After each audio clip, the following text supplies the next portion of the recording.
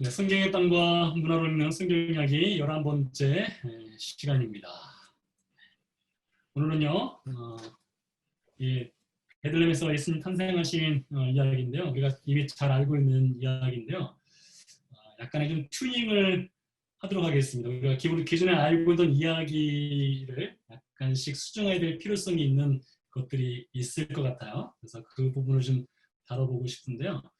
베들레헴 목동에 관한 얘기를 좀 들어보도록 하겠습니다. 베들레헴 목동이 어떤 목동인가에 대해서요. 그리고 예수님이 탄생하신 현장에 대해서 좀 알아보고요.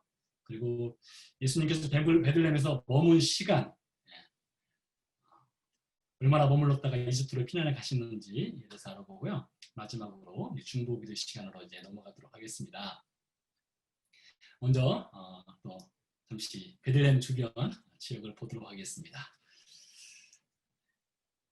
지금 보시는 장면은 베들레헴 주변에 있는 유대 광야의 양들과 염소떼들이 있는 장면입니다. 이렇게 풀이 많은 거 보니까 대략 한 3월달에서 4월달쯤 되지 않을까 싶습니다. 베들레헴 주변이고요. 자, 네, 이제 여기서 보시는 장면이 바로 베들레헴 도시가 되겠는데요. 한 4만 명 정도 살고 있습니다. 그리고 이 마우스 보이시는지 모르겠어요. 이 보면 십자가 모양이거든요. 이게 바로 베들레헴에 있는 예수님 탄생교회입니다. 예수님 탄생교회 지붕을 보시는 것이 되겠습니다. 가보도록 하겠습니다. 잠시 멈추겠습니다. 여기 보시면 예수님 탄생교회인데 이 탄생교회로 들어가는 입구가 있습니다. 한참 공사 중이에요. 이게 아마 제가 2013년도에 이스라엘 갔을 때 그 당시에도 리노베이션을 좀 하고 있었거든요. 이제 외곽 부분을 하고 있는 것인데 아마 이 장면은 2018년도에서 2019년도 사이에 바깥 공사, 또 안쪽에도 공사하더라고요. 공사하는 장면인데 여기 작은 문이 있습니다. 이 작은 문을 통해서 교회 안으로 들어가는 것이 되겠습니다.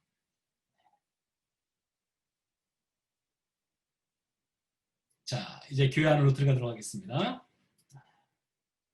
작은 문을 통해 들어가면요. 아주 잠깐만요. 이렇게 당겨서 보시면 아주 화려한 그리스도정 교회 내부의 모습을 볼 수 있습니다. 우리 천장에 여러 가지 장식물들을 달아놓고 있는 그리스도정 교회의 모습이고요. 네, 바로 이 스팟이 바로 예수님 탄생 장소로 알려진 곳이거든요.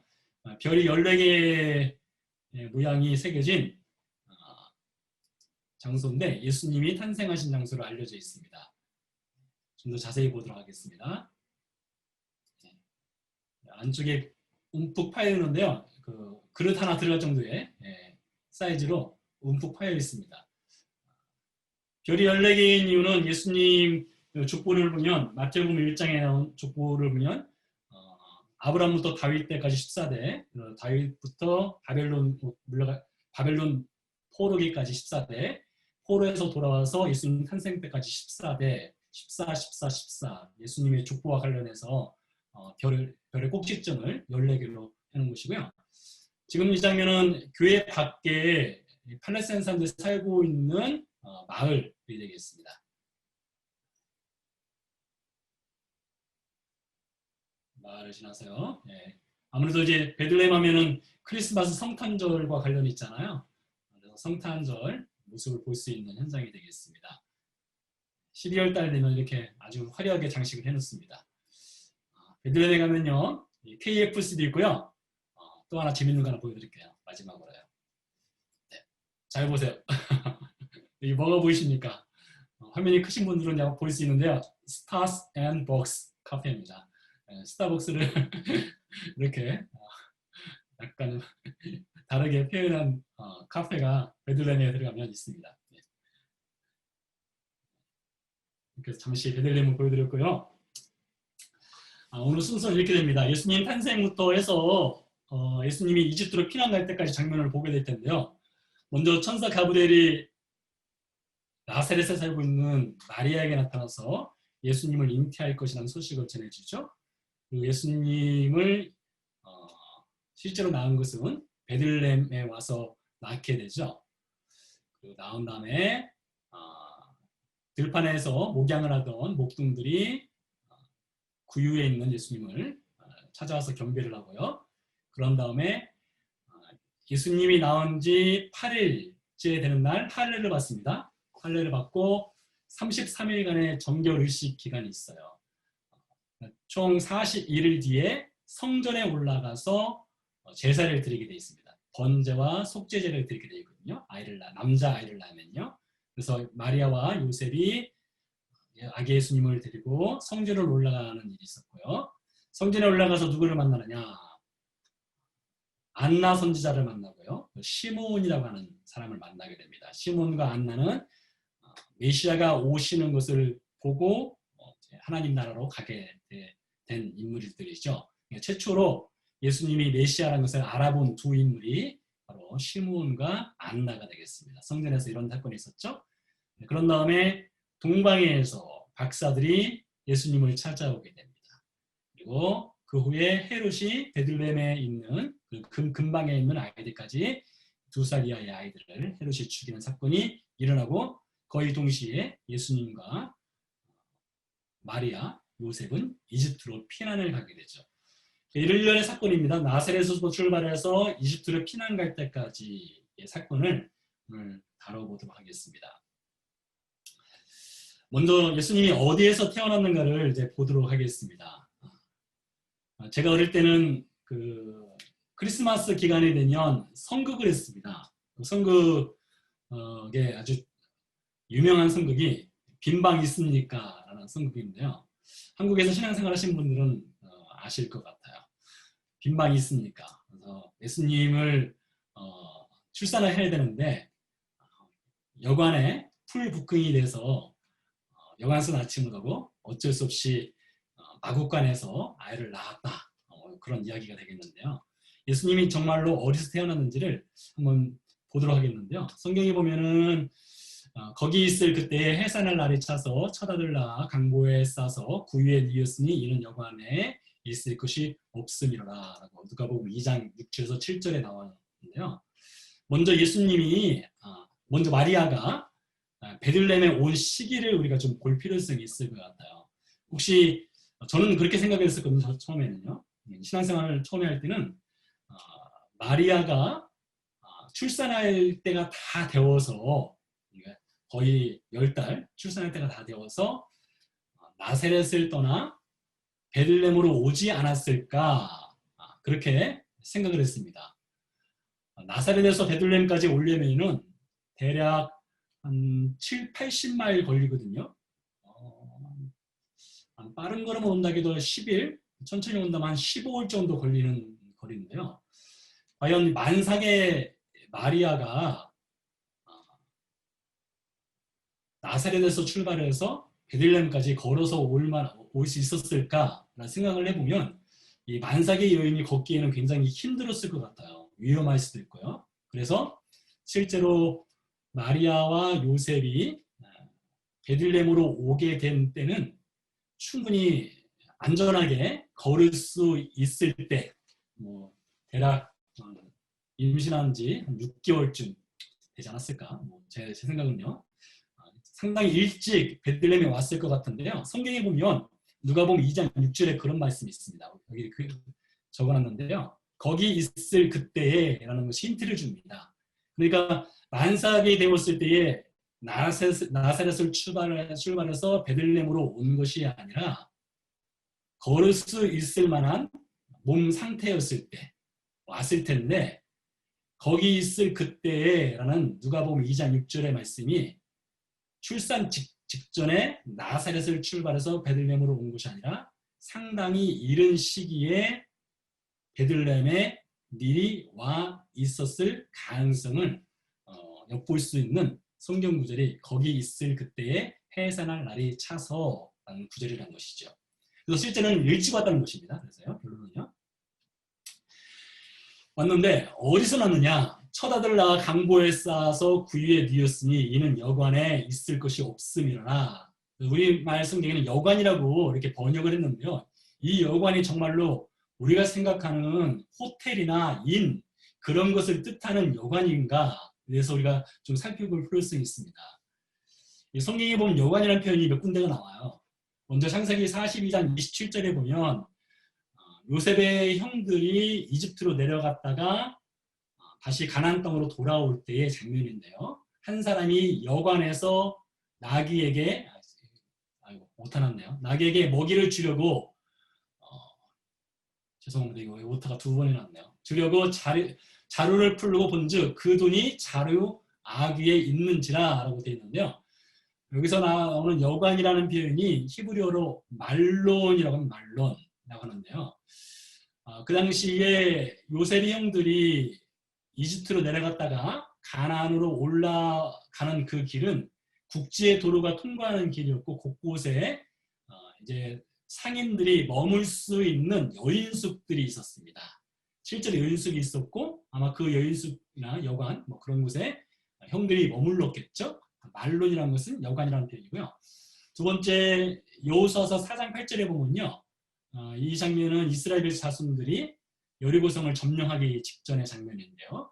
이스라엘 자손들의 지파의 수를 따라 요단 가운데에서 돌 12를 택하여 자기들이 유숙할 곳으로 가져다가 거기에 두었더라. 유숙하다라고 할 때 여기에도 말론, 여관이라는 뜻이 들어가는 말론이라는 것이 쓰였는데요.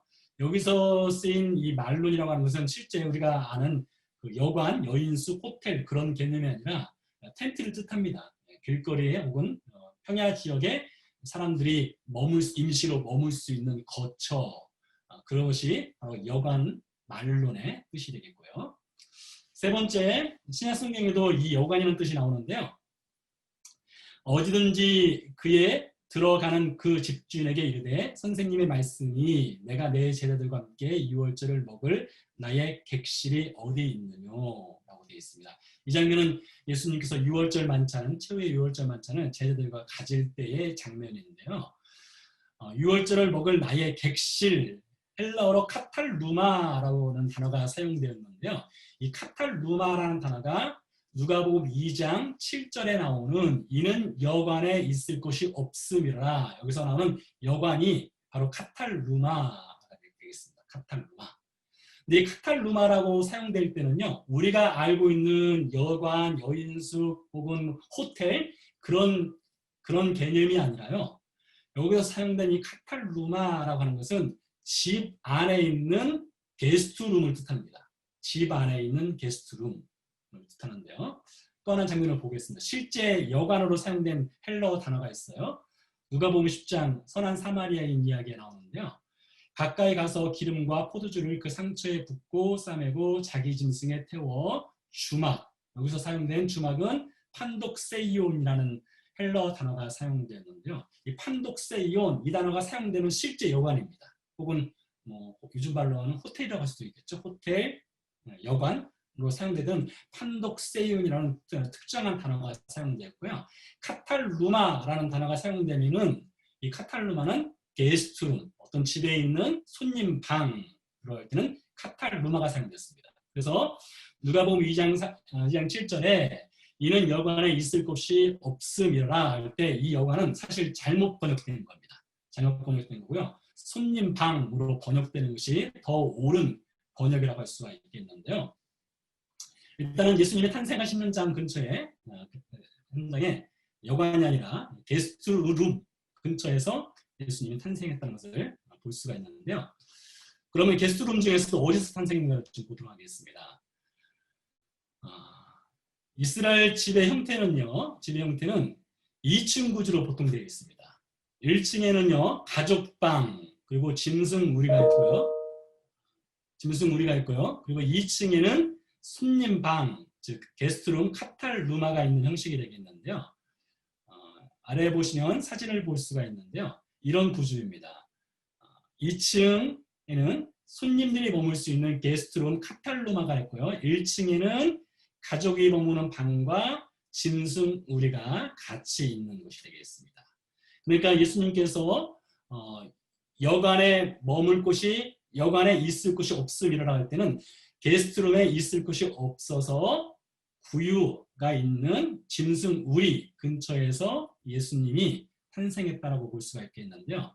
그 중에서도 있을 곳이 없음이라 라는 표현도 우리가 좀 살펴볼 필요성이 있는데요. 거기 있을 그때에 해산할 날이 차서 철아들 낳아 강보에 싸서 구유에 누였으니 이는 게스트룸, 즉 손님방에 있을 곳이 없음이라 해서 여기서 이 있을 곳이 없다는 말이 그 게스트룸에 손님이 가득 차서 꽉 차서 거기에서 아이를 낳을 수 없어서 어쩔 수 없이 아래 가족방이 있는 짐승 우리 근처에서 아이를 낳았다 이런 표현이 아니라요. 여기서 있을 곳이라는 말은 헬라어로 토포스라고 하는 말인데요. 이것은 어떤 의미가 있는가 하면요. 어떤 공간의 의미가 있긴 한데 여기서 말하는 공간이라고 하는 것은 유대 율법상 혹은 유대 문화상 여인이 아이를 낳을 때에 피를 흘리게 되어 있습니다. 피를 흘리는데 이 피라고 하는 것은 불결함의 상징입니다. 그래서 여인이 이 게스트룸에서 손님들이 있는 게스트룸에서 아이를 출산하고 피를 흘리게 되면 그 장소가 불결해지게 됩니다. 불결해지게 되면 그 게스트룸에 있는 사람들이 부정하게 되는 것입니다. 그래서 사람들의 부정함을 피하기 위해서는 어쩔 수 없이 어떻게 해야 되느냐. 그 게스트룸에서 아이를 낳을 수 없고 아래층으로 내려와서 짐승 우리가 있는 그 사람들과 좀 떨어진 격리된 현장에서 아이를 낳을 수밖에 없었다라는 것이 되겠습니다. 그래서 손님방에 있을 곳이 없음이라 이것을 어떤 장소가 비좁아서 낳을 수 없었다는 것이 아니라 그 성경의 율법을 통해서 이 장면을 해석을 하면 부정해지기 때문에 어쩔 수 없이 그 자리를 피해서 짐승 우리가 있는 곳에서 아이를 낳았다 이렇게 보는 것이 더 정확하다는 것이 되겠습니다. 다음으로 베들레헴의 목자들에 대해서 좀 알아보도록 하겠는데요. 베들레헴 목자들이 예수님 탄생했을 때 제일 먼저 와서 경배를 드리게 되죠. 근데 베들레헴 목자들이 어떤 목자들인가에 대해서 좀 살펴볼 필요성이 있습니다. 누가복음 2장 11절에서 12절 말씀 보면 그 지역의 목자들이 밤에 밖에서 자기 양떼를 지키더니 오늘 다윗의 동네에 너희를 위하여 구주가 나셨으니 곧 그리스도 주시니라. 너희가 가서 강보에 쌓여 구유에 누워있는 아기를 보리니 이것이 너희의 표적이니라. 천사의 명령을 듣고 베들레헴 목자들이 이제 실제 예수님이 탄생하신 그 구유까지 가게 되지 않습니까? 자, 근데 베들레헴 목자들이 일반 목자가 아니에요. 성경에 보면요. 창세기 35장 19절에서 21절 말씀에 이제 라헬이 죽습니다. 출산을 하다가 베냐민을 낳다가 죽게 되죠. 그때 장면인데요. 라헬이 죽음에 에브랏 곧 베들레헴 길에 장사되었고 라헬이 죽은 장소가요. 베들레헴 근처에서 죽게 됩니다. 이스라엘은 다시 길을 떠나 에델 망대를 지나 장막을 쳤더라. 여러분 여기서 에델 망대라는 곳을 좀 주목해 볼 필요성이 있습니다. 이 에델이라는 뜻이 어떤 뜻이 있는가 하면요. 어린 양이라는 뜻이 있습니다. 어린 양. 그러니까 어린 양의 망대라는 표현이 있어요. 어린 양의 망대요. 근데 이 에델 망대라는 것이 또 어디에 말씀이 나오는가 하면 미가서에 나옵니다. 미가서 4장에 나오는데요. 이 미가서 4장은 특별히 미가 선지자가 장차 메시아가 탄생할 장소인 베들레헴과 관련된 예언을 할 때에 미가서 4장과 미가서 5장에 예언할 때 베들레헴에 대해서 구체적으로 얘기를 하게 되죠. 그 장면 중에 하나인데요. 나 여호와가 시온산에서 이제부터 영원까지 그들을 다스리라 하셨나니 너 양떼의 망대요 라는 표현이 있습니다. 너 양떼의 망대. 여기서 양떼의 망대가 어디를 말하는가 하면 야곱이 지나쳤던 에델 망대와 같은 것입니다. 창세기 35장에서는 에델이라는 표현을 썼고 미가서 4장에서는 양떼의 망대라는 표현을 썼단 말이죠. 딸 시온의 산이여 이제 권능 곧 딸 예루살렘의 나라가 내게로 돌아오리라. 메시아가 오실 거에 관한 예언을 하게 되는 장면을 볼 수 있는데요. 여러분이 지금 보시는 이 망대는 일반 와치타워입니다. 실제 그 양떼를 지키는 망대와 관련된 사진을 이제 구할 수 없어서 일반 타워를 보여주는 것이 되겠는데요. 이 에델망대에서 어떤 일이 있었는가? 당시 베들레헴과 예루살렘까지의 그 거리가 대략 한 4마일 정도 떨어져 있었고요. 이 베들레헴의 에델망대에서는요, 양을 키웠습니다. 아주 특별한 양을 키웠어요. 그 특별한 양들은 어떤 양들인가면 성전으로 가서 제사를 드릴 때에 바쳐지는 양들을 키웠습니다. 베들레헴에서요. 그 일반 양들도 베들레헴 근처에서 목양을 했겠지만 베들레헴에서 특별하게 키우는 양들이 있었는데 그 양들은 성전에 쓸 제사용으로 사용되는 특별한 양들을 베들레헴에서 키웠는데 그 베들레헴에서 키우는 그 양들을 머무는 현장이 어디냐? 바로 에델망대입니다. 에델망대에서 그 성전 제사용으로 키우는 양들을 키웠고요. 그 에델망대를 특별하게 관리하고 지키는 베들레헴의 목자들이 있었다는 것입니다. 그래서 천사들이 베들레헴에 있는 목자들에게 밤에 나타나게 되는데요. 그냥 평범한 목자들에게 나타난 것이 아니라 성전의 희생양을 관리하고 키우는 에델망대의 목자들에게 나타났다는 것이죠. 그들에게 나타나서 그들이 늘상 희생양을 키우고 있는데 실제 정말로 희생양으로 오신 예수님의 탄생에 관해서 그들에게 전달을 해줬다는 것이죠. 그래서 이 베들레헴에 이 희생양을 키우는 목자들이 천사들의 이야기를 듣고 가서 장차 이스라엘을 위해서 희생할 십자가에서 죽으실 세상지를 지고 가는 어린 양 되신 예수님을 만나게 되었다는 것이죠. 그래서 베들레헴 목자들은 일반 목자가 아니라는 것을 말씀드릴 수가 있겠고요. 다음으로 예수님께서 탄생하신 다음에 이제 바로 이집트로 피난을 가지 않으시고요. 어떤 일이 있었는가를 보도록 하겠는데요. 레위기서 12장 말씀에 보면 이런 말씀이 있습니다. 여인이 임신하여 남자를 낳으면 그는 이래 동안 부정하리니 8째 날에는 그 아이의 포피를 뵐 것이요. 즉 할례를 받으라는 것이죠. 그 여인은 아직도 33일을 지나야 산열이 깨끗하리니 아들이나 딸이나 정결하게 되는 기한이 차면 그 여인은 번제를 위하여 집부들기 새끼나 산비둘기를 회막문 제사장에게로 가져갈 것이요. 남자아이가 태어나면요 8일째 되는 날 할례를 행하고요. 그리고 33일을 더 지난 후에 즉 41일째 되는 날 성전에 가서 번제와 속죄제를 드리게 되고요.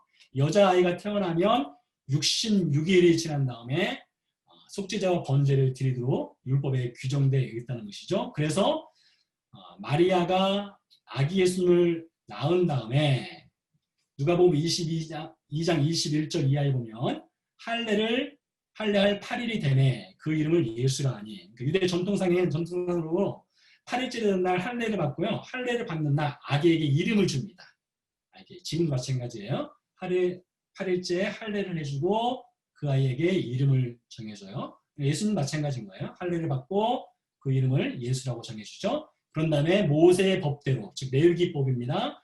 정결의식의 날이 참에 아기를 데리고 예루살렘에 올라가니 주의 율법에 말씀하신 대로 산비둘기 한 쌍이나 혹은 어린 집비둘기 둘로 제사하려 함이더라라고 되어 있습니다. 그러니까 적어도 예수님이 베들레헴에 머문 시간은 누가복음 2장 21절에서 24절 이 말씀만 보더라도 8일 플러스 31일, 그러니까 41일 이상은 베들레헴에 계속 머물고 있었다는 것을 성경 구절이 증언을 하고 있는 것을 볼 수 있고요. 그런 다음에 시몬과 안나를 만나게 되죠.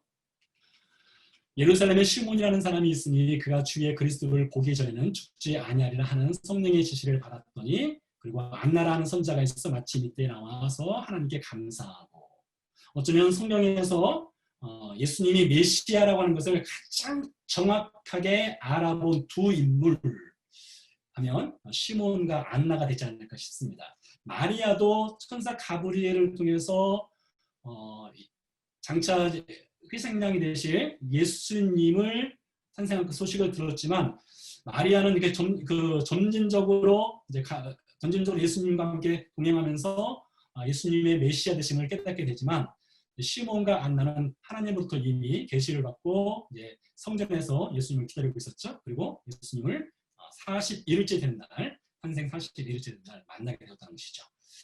다음으로 동방박사들을 좀 보도록 하겠는데요. 일단 동방박사들이 3명인지 아닌지는 알 수 없습니다. 그림상은 3명 있지만요. 동방으로부터 박사들이 예루살렘에 이르러 말하되 유대인의 왕으로 나신 이가 어디 계시냐. 우리가 동방에서 그의 별을 보고 그에게 경배하러 왔노라. 마태복음 2장 이야기인데요. 이 동방이 어디냐. 전통적으로 페르시아, 이란 쪽을 보통 얘기를 합니다. 이란 쪽에서 이란 쪽에 있는 별을 연구하는 학자들이 이제 특별한 메시아의 별을 보고 그쪽에서부터 이제 걸어서 예루살렘까지 오게 되었다는 것이죠. 먼저 헤롯궁에 방문하지 않습니까? 박사들이 왕의 말을 듣고 갈새, 그러니까 헤롯 왕이 이제 서기관들에게 물어보잖아요. 서기관들이 네 가서 5장 얘기를 하게 됐죠. 베들레헴에서 메시아가 탄생한다는 얘기를 전해주죠. 왕의 말을 듣고 갈새 동방에서 보던 그 별이 문득 앞서 인도하여 가다가 악이 있는 곳에 머물러 서 있는지라. 그래서 이제 방문을 하게 되는데 그들이 별을 보고 매우 크게 기뻐하더라. 이것이 중요합니다. 그러니까 동방박사들이 방문한 곳이 구유가 있는 곳을 방문한 것이 아니라요. 어디를 방문했는가 하면 마태복음 2장 10절 이하에 보면 동방박사들은 방문한 곳은 집이었습니다. 구유가 있는 집이었겠지만요. 집을 방문했어요. 집에 들어가 아기와 그의 어머니 마리아가 함께 있는 것을 보고 엎드려 아기께 경배하고 보배압을 열어 황금과 유황과 모략을 예물로 드리니라 라고 되어 있는데요. 이 동방박사들이 이 방문한 시기가 그러면 언제쯤이냐. 아기가 탄생한 지 얼마 안 됐을 때냐 혹은 상당 기간 지났을 때냐 이것을 좀 살펴볼 필요성도 있을 것 같은데요. 그 다음 장면에서 알 수가 있습니다. 헤롯에 관한 얘기인데요. 헤롯이 아기를 찾아 죽이려 하니 일어나 아기와 그의 어머니를 데리고 애굽으로 피하여 내가 네게 이르기까지 거기 있으라. 순사가 이제 요셉에게 빨리 이제 이집트로 피난 가라는 소식을 전해주죠. 그런 다음에 헤롯이 나타납니다. 헤롯이 박사들에게 속은 줄 알고 심히 노하여 사람을 보내어 베들레헴과 그 모든 지경 안에 있는 산의 아이를 박사들에게 자세히 알아본 그때를 기준하여 2살부터 그 아래로 다 죽이니라고 되어 있습니다.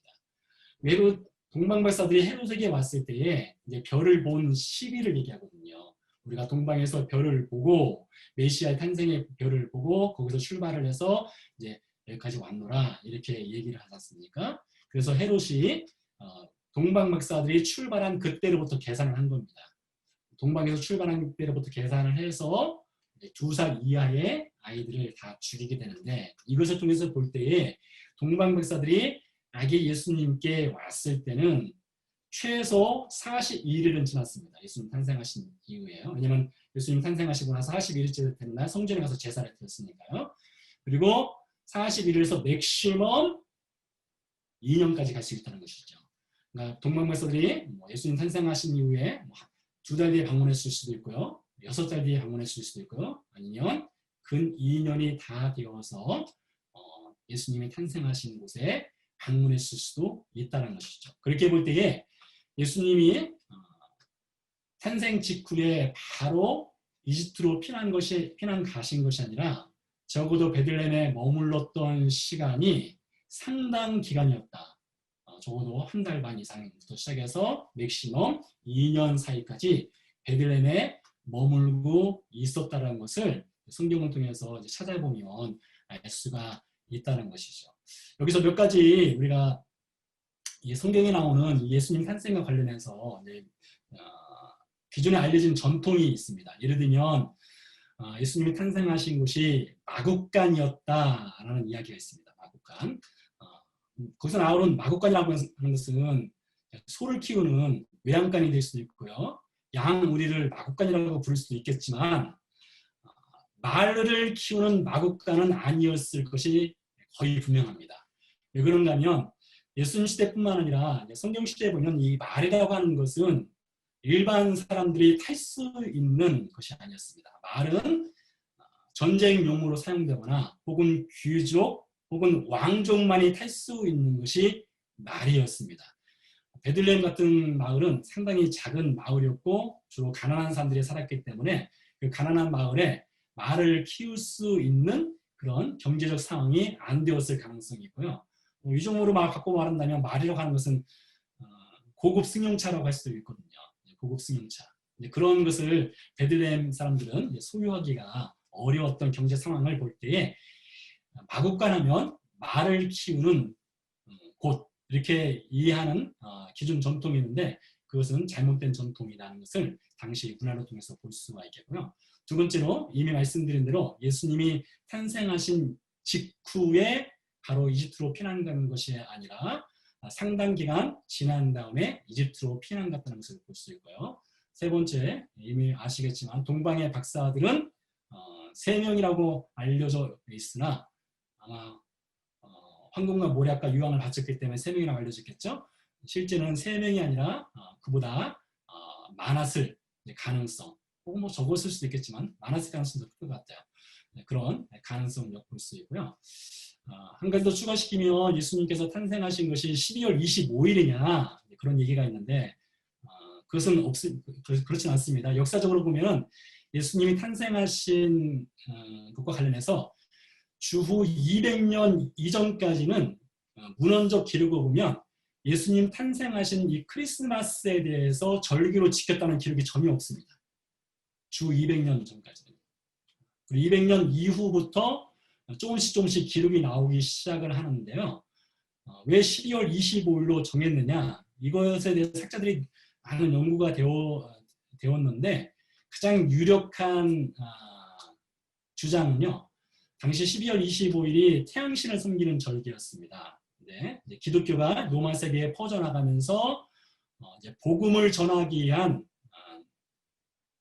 하나의 매개체로 12월 25일은 태양신을 섬기는 절기가 아니라 하늘의 태양과 같은 그 태양을 창조하신 하나님이 이 땅으로 내려오신 탄생하신 날이라고 이렇게 접목을 해서 이방 신들을 섬기는 사람들에게 복음을 전하기 위해서 일부러 12월 25일을 예수님 탄생하신 날로 정하여 불렀다라는 그런 고대 문헌적인 근거는 찾아볼 수 있습니다.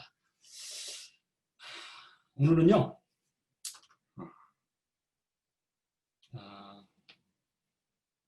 제가 좋아하는 작가가 쓴 글 일부분을 좀 읽어드리면서 이제 마무리를 지으려고 하는데요.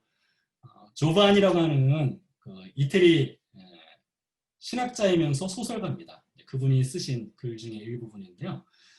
예수가 태어난 마국간은 움막의 외벽을 조잡한 널빤지가 대신하고 어설픈 석가래가 간신히 받치고 있는 형상이었다. 어두컴컴하고 더럽고 고약한 냄새가 진동하는 마국간의 그나마 깨끗한 곳은 여물과 지푸라기를 담은 여물통뿐이었다. 세상에서 가장 더러운 곳이 가장 순수하고 깨끗한 아기의 첫 번째 방이었던 셈이다. 훗날 사람이라 불리는 짐승적에 잡혀 먹어야 할 운명인 예수의 첫 요라.